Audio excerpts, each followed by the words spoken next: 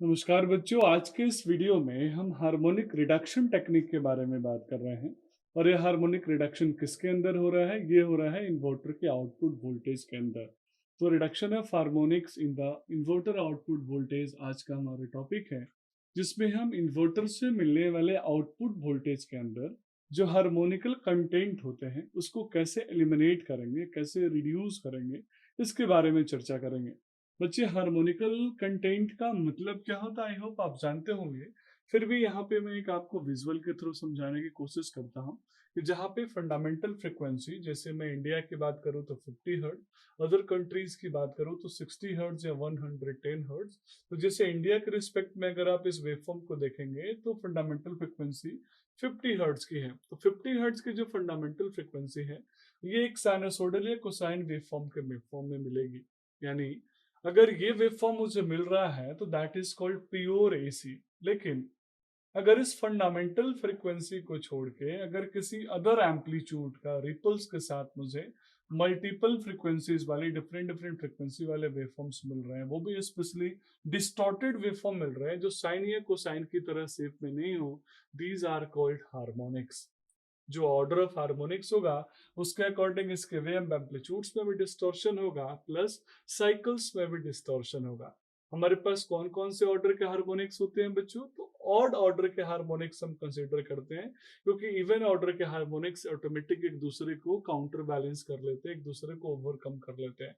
तो odd order के harmonics में हमारे पास फंडामेंटल तो फ्रीक्वेंसी हो गया फर्स्ट ऑर्डर का ही। तो हार्मोनिक्स में थर्ड ऑर्डर का हार्मोनिक होता है जो आप डायग्राम में देख पा रहे होंगे। जैसे इंडियन फ्रीक्वेंसी पे ये 150 हर्ट्ज मींस 50 इंटू 3 150 हर्ट्ज का होगा। सिमिलरली बच्चों, अगर आप अदर कंट्रीज के फ्रीक्वेंसी पे लेना चाहें लाइक 60 हर्ट्ज का, तो 60 इंटू 3 180 हर्ट्ज होगा। इट डिपेंड्स हम किस कंट्री का किस फ्रीक्वेंसी का फंडामेंटल वैल्यू ले रहे हैं। सिमिलरली बच्चों, सेवेंथ ऑर्डर के हार्मोनिक्स होंगे, नाइन्थ ऑर्डर के हार्मोनिक्स, थर्ड के बाद फिफ्थ, फिफ्थ के बाद सेवेंथ, सेवेंथ के बाद नाइन्थ, नाइन्थ के बाद 11। अब कुछ हार्मोनिक्स जो होते हैं उनको हम लोअर ऑर्डर के हार्मोनिक्स बोलते हैं। जैसे थर्ड और फिफ्थ ऑर्डर के हार्मोनिक्स लोअर कहलाते हैं। सेवेंथ, नाइन्थ और 11th ऑर्डर के जो हार्मोनिक्स होते हैं, these are called higher order harmonics. अब बच्चों, हम यहाँ पे समझेंगे कि हार्मोनिक्स एग्जैक्टली क्या जरूरी है हमारे सिस्टम में। तो नहीं, कोई भी अनवांटेड सिग्नल जो हमारे सिस्टम के कैरेक्टरिस्टिक्स को इफेक्ट कर रहा है, जो हमारे साइन या कोसाइन वेवफॉर्म से अलग है, वो सबके सब हार्मोनिक्स में आएगा अगर वो एसी वेवफॉर्म है, एसी आउटपुट है। इंडस्ट्रीज में नॉर्मली 5% का हार्मोनिक्स कंसिडरेबल है। क्यों बच्चों? क्योंकि हार्मोनिक्स जनरेट होना ये तो नेचुरल फेनोमेना नहीं है, क्योंकि जब हम स्विचिंग ऑपरेशंस को परफॉर्म करते हैं तो थोड़ा भी अगर वेरिएबल स्विचिंग ऑपरेशंस होगा तो हार्मोनिक्स होगा। जस्ट एक एग्जांपल, आप एक बाइक राइड कर रहे हैं, आपने एक्सेलरेटर बढ़ाने का और घटाने का जो रेट है वो फिक्स करके रखा है, एक्सेलरेशन और डिसेलरेशन का रेट। लेकिन सडनली सामने कोई ऐसा ऑब्जेक्ट आ गया कि आपको तुरंत ब्रेक लगाना पड़े, सामने कोई ऐसा स्लोप आ गया जिस पे सडनली स्पीड बढ़ गई। तो अनवांटेड कंडीशंस में जब स्पीड बढ़ रही है, घट रही है, जर्क्स हो रहे हैं हमारे बाइक के अंदर, हमारे मशीन के, हमारे ऑपरेशंस के अंदर, तो ये सब हार्मोनिकल कंटेंट में आते हैं। सेम बच्चों, इंडस्ट्रीज में 5% हार्मोनिक टॉलरेबल है। लेकिन हकीकत ये है कि जो इन्वर्टर्स हम यूज कर रहे हैं उनमें सबके अंदर जो हार्मोनिकल कंटेंट है वो मोर देन 5% है। तो we have basically two options. पहला ऑप्शंस कि मैं इन्वर्टर के आउटपुट को लोड में देने से पहले मैं हाई रेटिंग के फिल्टर्स को यूज करूं और उन फिल्टर से हार्मोनिक को फिल्टर आउट कर दूं। आप जानते हैं filter are very costly equipment, बहुत कॉस्टली है, इसलिए हम फिल्टर को नॉर्मली प्रीफर नहीं करते। अदरवाइज ओवरऑल जो कॉस्ट है डिवाइस का, साइज है, वो बढ़ जाएगा।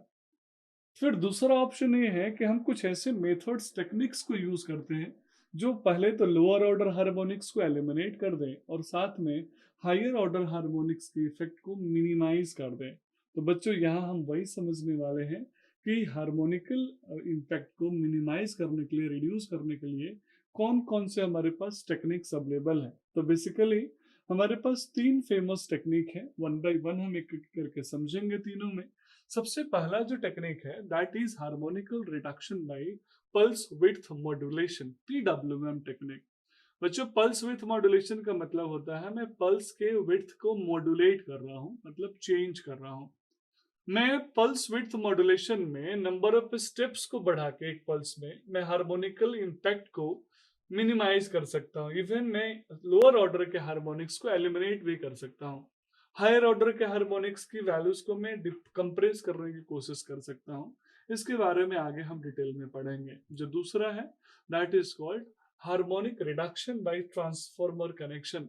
मैं बहुत एक बेसिक सा कंसेप्ट यहाँ पे आपके साथ चर्चा करना चाहता हूँ कि ट्रांसफार्मर में एक ट्रांसफार्मर होता है that is called one two one transformer, जिसको हम आइसोलेशन ट्रांसफार्मर के नाम से जानते हैं। वन टू वन यानी आइसोलेशन ट्रांसफार्मर का मतलब होता है वो ट्रांसफार्मर जिसमें प्राइमरी वाइंडिंग के number of turns secondary winding के नंबर ऑफ टर्न्स के बराबर हो, यानी टर्न्स रेशियो 1 हो। बहुत बार स्टूडेंट ये क्वेश्चन पूछते हैं कि sir what is the exact application of that one two one transformer और आइसोलेशन ट्रांसफार्मर। तो बच्चों आइसोलेशन ट्रांसफार्मर का बड़ा सिंपल सा एप्लीकेशन है जो यहाँ हम समझेंगे।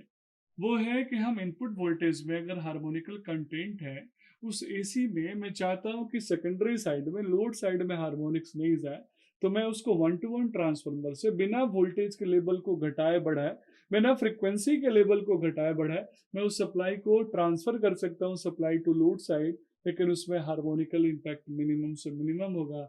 और यही यहाँ पे हम सीखने वाले हैं harmonic reduction by transformer connection. बच्चों साथ में हम मल्टीपल स्टेप्स के इनपुट वेवफॉर्म को, डीसी इनपुट वेवफॉर्म्स को यूज करके कैसे हम आउटपुट में हार्मोनिक को रिड्यूस कर सकते हैं, that is called harmonical reduction by stepped wave inverter, जहाँ पे हम मल्टीपल स्टेप्स को यूज करके हार्मोनिकल कंटेंट को रिड्यूस करने की कोशिश करेंगे। तो these are some important classifications and types जिसको हम यूज करके अपने इन्वर्टर के आउटपुट वोल्टेज के हार्मोनिकल कंटेंट को, हार्मोनिकल इम्पैक्ट को मिनिमाइज करेंगे। तो आइए वन टू वन हम इनको आगे डिटेल में समझेंगे क्योंकि काफी इंपॉर्टेंट टॉपिक है आपके एग्जाम प्रोस्पेक्टिव से। तो सबसे पहले हम बात करेंगे हार्मोनिक रिडक्शन बाय पीडब्ल्यूएम। बच्चों ध्यान रखिएगा, ये जो हार्मोनिक रिडक्शन टेक्निक है ये हमारे इंजीनियरिंग का, इलेक्ट्रिकल इंजीनियरिंग का, इलेक्ट्रॉनिक्स इंजीनियरिंग का बैकबोन है। क्यों? क्योंकि इंडस्ट्रीज में जो आप पावर यूज कर रहे हैं अगर उसके अंदर हार्मोनिक है, तो जो भी इलेक्ट्रिकल और इलेक्ट्रॉनिक एप्लायंसेस आप यूज कर रहे हैं कहीं ना कहीं उसके कैरेक्टरिस्टिक्स और उसके परफॉर्मेंस पे उसका इम्पैक्ट देखने को मिलता है। तो हार्मोनिक रिडक्शन बहुत ही ज्यादा जरूरी है। तो सबसे पहले हम समझेंगे harmonic reduction by PWM. That's all about this video. Thank you so much.